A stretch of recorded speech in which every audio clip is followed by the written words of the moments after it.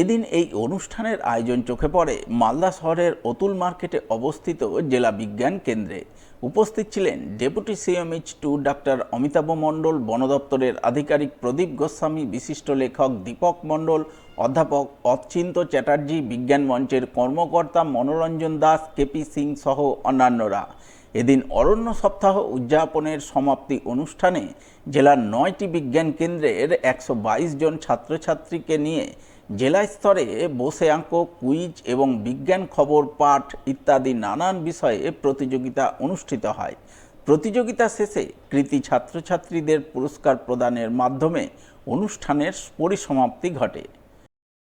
গত 5ই জুন থেকে আমাদের 17টি বিজ্ঞান কেন্দ্রে শুরু হয়েছিল পরিবেশ ও অরণ্য সংক্রান্ত বিষয়ে নানা ধরনের প্রতিযোগিতা। 9টি বিজ্ঞান কেন্দ্রের পক্ষ থেকে 122 জন প্রতিযোগী জেলা স্তরের প্রতিযোগিতায় অংশগ্রহণ করে।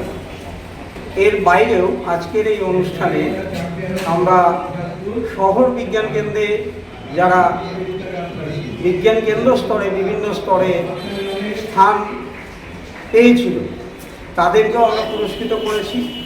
পাশাপাশি জেলা স্তরে যারা বিভিন্ন বিষয়ে স্থান অধিকার করবে তাদেরকেও আমরা পুরস্কৃত করি।